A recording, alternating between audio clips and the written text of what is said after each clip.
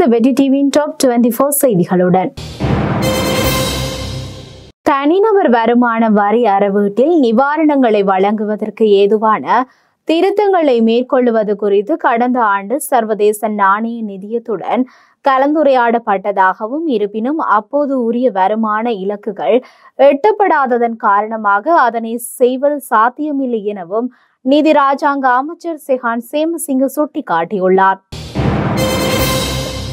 சுயாதீன தோல்விகளுக்கான ஆசிய வலையமைப்பு 10 பேரடங்கிய அதன் தேர்தல் கண்காணிப்பு குழுவை இலங்கையின் ஜனாதிபதி தேர்தல் கண்காணிப்பு பணியில் ஈடுபடுத்தியுள்ளது. மிக முக்கிய தருணத்தில் நடைபெறும் இம்முறை ஜனாதிபதி தேர்தல் இலங்கையின் அரசியல் மற்றும் பொருளாதார எதிர்காலத்தை தீர்மானிப்பதில் முக்கிய பங்காற்றும் எனவும் அவ்வமைப்பு எதிர்வு கூறியுள்ளது. நாட்டின் 9வது ஜனாதிபதி தேர்தல் எதிர்வரும் 21ஆம் தேதி நடைபெறவுள்ள நிலையில் தேர்தல் கண்காணிப்புகளை முன்னெடுப்பதற்காக வழமை போன்று இம்முறையும் ஐரோப்பிய ஒன்றியம், பொதுநலவாய அமைப்பு மற்றும் ஏனைய சர்வதேச நாடுகளின் தேர்தல் கண்காணிப்பாளர்களுக்கு தேர்தல்கள் ஆணைக்குழுவினால் உத்தியோகபூர்வ அழைப்பு விடுக்கப்பட்டது. தமிழ் பொது வேட்பாளர் ஈழத்தமிழ் மக்களின் ஒற்றுமையின் அடையாளமாக இருக்கின்றார். எனவே அவரையே தமிழ் மக்கள் தெரிவு செய்ய வேண்டும் என வடக்கு கிழக்கு நீதிக்கும் சமமான குருக்கள் துறவியர் ஒன்றியம் வேண்டுகோள் விடுத்துள்ளார்கள். எதிர்வரும் ஜனாதிபதி தேர்தலில் கள்ளவாக்கு அளிக்கும் நபர்களுக்கு 2023ஆம் ஆண்டு 21ஆம் இலக்க சட்டத்தின் பிரகாரம் 12 மாதங்கள் வரை சிறை தண்டனையும் 2 லட்சம் ரூபாய் தண்ட பணமும் விதிக்கப்படும் என தேர்தல்கள் ஆணைக்குழு தெரிவித்துள்ளது. தேகிவளை ரயில் நிலையத்திற்கு அருகில் புகையிரதத்தில் மோதி ஒருவர் உயிரிழந்துள்ளதாக தெரிவிக்கப்படுகின்றது. இந்த விபத்து நேற்று பிற்பகல் 3 மணியளவில் இடம்பெற்றுள்ளது. மருதானையிலிருந்து பெலியத்தை நோக்கி பயணித்த விரைவு ரயிலில் குறித்த நபர் மோதியுள்ளதாக தெரிவிக்கப்படுகின்றது. சம்பவம் தொடர்பில் போலீசார் விசாரணைகளை முன்னெடுத்து வருகின்றனர். ஜனாதிபதி ரணில் விக்ரமசிங்க மாத்திரமே அரசு ஊழியர்களுக்கு சம்பள அதிகரிப்பு செய்ய வழி செய்திருக்கின்றார் என்று கல்வி அமைச்சர் சுசில் பிரேமஜயந்த தெரிவித்துள்ளார். அவர் மேலும் கூறுகையில் 2022ஆம் ஆண்டில் நாட்டில் பல பிரச்சனைகள் காணப்பட்ட போது எதிர்க்கட்சி உறுப்பினர்கள் கை கொடுக்காமையினால் மாற்றுக் கட்சி உறுப்பினர்களுடன் வேலை செய்ய வேண்டிய நிலைமை ஜனாதிபதி ரணில் விக்ரமசிங்கவிற்கு வந்தது. நாட்டின் நிலையை கருத்தில் கொண்டு அந்த சவாலையும் அவர் ஏற்றுக்கொண்டார். எதிர்க்கட்சி உறுப்பினர்கள் அரசு ஊழியர்களை பணி புறக்கணிப்புகளுக்கு மாத்திரம் பயன்படுத்திவிட்டு கைவிட்டனர். ஆனால் ஜனாதிபதி ரணில் விக்ரமசிங்க மாத்திரமே அரசு ஊழியர்களுக்கு சம்பள அதிகரிப்பு செய்ய வழி செய்திருக்கின்றார். கொல்லப்பட்டதாக கூறப்பட்ட அல்கொய்தா பயங்கரவாதி ஒசாமா பின் லேடனின் மகன் ஹம்சா பின் லேடன் உயிருடன் தான் இருக்கின்றார் என்ற செய்தி வெளியாகியுள்ளது. தங்கள் நாட்டில் உளவு பார்ப்பதாக கூறி பிரிட்டன் நாட்டைச் சேர்ந்த 6 தூதரக அதிகாரிகளை நாட்டை விட்டு வெளியேற ரஷ்யா உத்தரவிட்டுள்ளது. பிரிட்டன் உள்ளிட்ட மேற்கத்திய நாடுகளின் அதிநவீன ஏவுகணைகளை ரஷ்யா மீது பயன்படுத்துவதற்கு அனுமதி அளிக்க வேண்டும் என்று அந்த நாடுகளுக்கு அழுத்தம் கொடுக்க தொடங்கியுள்ள சூழலில் இந்த நடவடிக்கை எடுக்கப்பட்டுள்ளது குறிப்பிடத்தக்கது. ரஷ்ய ஜனாதிபதி புட்டின் போர் அச்சுறுத்தல் குறித்து நிருபர்கள் கேள்விக்கு அமைதியாக இருங்கள் என அமெரிக்க ஜனாதிபதி ஜோ பைடன் கண்டிப்புடன் தெரிவித்தார். உக்ரைன் மீது நீண்ட நாட்களாக ரஷ்யா தாக்குதல் நடத்தி வருகின்றது. மேற்கத்திய நாடுகள் உதவியுடன் இதற்கு உக்ரைன் பதிலடி கொடுத்து வருகின்றது. நீண்ட தூரம் சென்று தாக்கும் ஏவுகணைகளை பயன்படுத்தி தாக்குதல் நடத்த உக்ரைன் அனுமதித்தால் அது மேற்கத்திய நாடுகள் ரஷ்யாவுடன் நேரடியாக மோதுவதற்கு சமம். நாங்கள் உரிய பதிலடியை கொடுப்போம் என ரஷ்ய ஜனாதிபதி புட்டின் எச்சரிக்கை விடுத்திருந்தார். நாட்டில் தற்போது வன்முறையும் மிலேச்சத்தனமும் பயங்கரவாதமும் தலை தூக்கி கொண்டிருக்கின்றது. ஸ்ரீலங்கா ஜெயவர்தனபுர பல்கலைக்கழகத்தில் இடம்பெற்ற வன்முறை காரணமாக பல்கலைக்கழகம் மூடப்பட்டிருக்கின்றது. பல சமூக அமைப்புகளின் கலந்துரையாடல்கள் இடம்பெற்றுக் கொண்டிருந்த சந்தர்ப்பத்தில் இந்த மிலேச்சத்தனமான தாக்குதல் இடம்பெற்றிருக்கின்றது. இவ்வாறு எதிர்க்கட்சி தலைவர் சஜித் பிரேமதாச தெரிவித்துள்ளார். காணி பிரச்சனைகளுக்கும் அரசியல் உரிமைகளுக்கும் ஜனாதிபதி ரணில் விக்ரமசிங்கவால் மாத்திரமே தீர்வு பெற்றுத்தர முடியும் என ஏபிடிபி தலைவர் அமைச்சர் டக்ளஸ் தேவானந்தா தெரிவித்துள்ளார். யாழ்ப்பாணம் முற்றவழி விளையாட்டு அரங்கில் நேற்று சனிக்கிழமை முற்பகல் இடம்பெற்ற ரணிலால் இயலும் வெற்றி பேரணியில் கலந்து கொண்டு உரையாற்றும் போதே அவர் இதனை கூறியுள்ளார். யாழ்ப்பாண மக்களின் பிரச்சினைகளை தீர்ப்பதற்கு அரசியல் அதிகார பகிர்வு மாத்திரம் போதுமானது அல்ல எனவும் பிரதேசத்தின் அபிவிருத்தியும் அதில் ஒரு அங்கமாக இருக்க வேண்டும் எனவும் ஜனாதிபதி ரணில் விக்ரமசிங்க தெரிவித்துள்ளார்.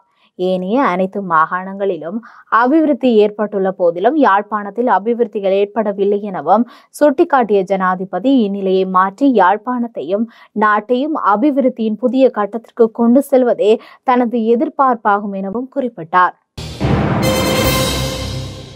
போரளை போலீஸ் பிரிவுக்குட்பட்ட எல்விட்டிகள மாவத்தை கொஸ்வத்தை வீதிக்கு அருகில் இடம்பெற்ற விபத்தில் இளைஞர் ஒருவன் உயிரிழந்துள்ளார் என்று போரளை போலீசார் தெரிவித்துள்ளனர். நாராயண்பேட்டை நோக்கி பயணித்த மோட்டார் சைக்கிள் லோரி ஒன்றுடன் மோதியதில் இந்த விபத்து இடம்பெற்றுள்ளது.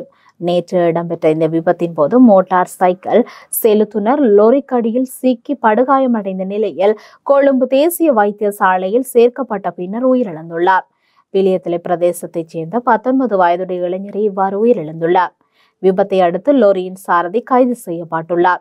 இது தொடர்பான மேலதிக விசாரணைகளை போரளை போலீசார் மேற்கொண்டு வருகின்றனர். பெருந்தோட்ட தொழிலாளர்களுக்கு 1350 ரூபாய் சம்பள உயர்வை இலங்கை தொழிலாளர் காங்கிரஸ் பெற்றுக் கொடுத்துள்ள சூழலில் அதற்கான வர்த்தமானி பிரதியை களுத்துறையில் இடம்பெற்ற பிரச்சார கூட்டத்தில் ஈதோகாவின் தலைவரும் கிழக்கு மாகாண ஆளுநருமான செந்தில் தொண்டமான் வெளியிட்டுள்ளார். ஜனாதிபதி தேர்தலில் சஜித் பிரேமதாச வெற்றி பெறுவது உறுதியாகியுள்ளதால் இந்த சந்தர்ப்பத்தை மலையக மக்களும் சரிவர பயன்படுத்திக் கொள்ள வேண்டும் என்று மலையக மக்கள் முன்னணியின் தலைவரும் நுவரெலியா மாவட்ட நாடாளுமன்ற உறுப்பினருமான வி ராதாகிருஷ்ணன் தெரிவித்தார். எதிர்க்கட்சி தலைவரும் ஜனாதிபதி வேட்பாளருமான சஜித் பிரேமதாசவை ஆதரித்து 13 அன்று பூண்டுலோவ நகரில் இடம்பெற்ற பிரச்சார கூட்டத்தில் கலந்து கொண்டு உரையாற்றும் போதே அவர் இதனை தெரிவித்துள்ளார்.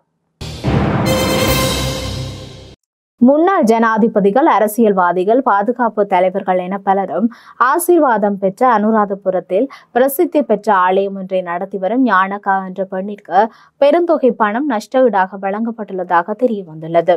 தகவல் அறியும் உரிமை சட்டத்தின் கீழ் இந்த அலுவலகம் நடத்திய விசாரணையில் இந்த தகவல் தெரிவிக்கப்பட்டுள்ளது.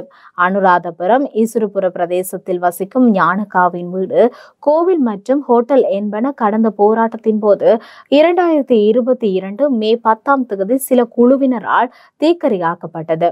அமைச்சரவையின் அங்கீகாரத்தின் கீழ் அரசாங்க மதிப்பீட்டாளரால் வழங்கப்பட்ட ரகசிய மதிப்பீட்டு அறிக்கையின் பெறுமதியின் அடிப்படையில் இழப்பீடு அலுவலக 2 கோடி ரூபாய் நஷ்டஈடு வழங்கியுள்ளதாக அலுவலகம் தெரிவித்துள்ளது.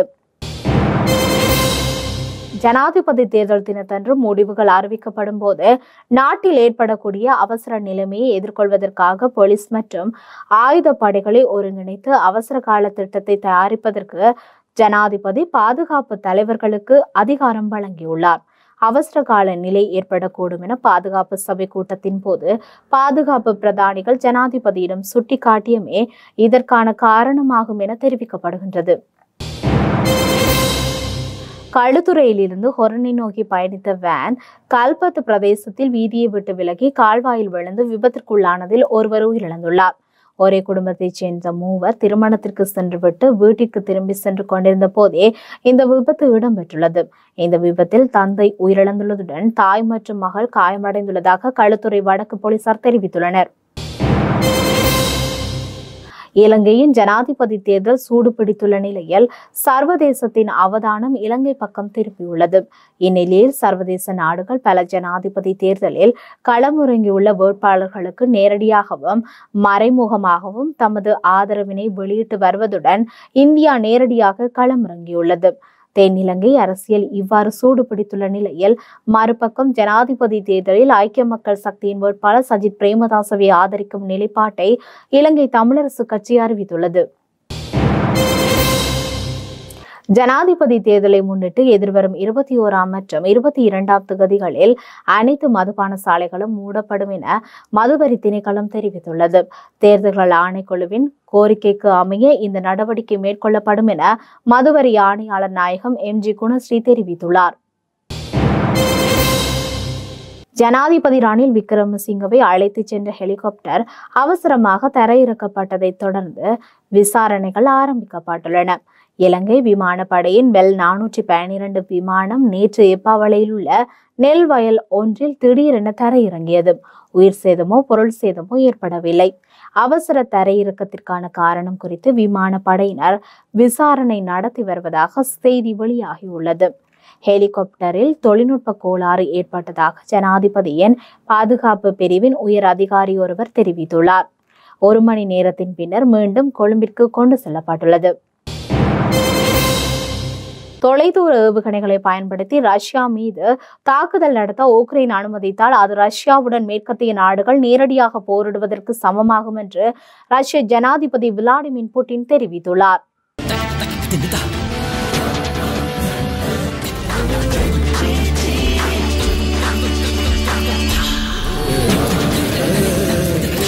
Tidak.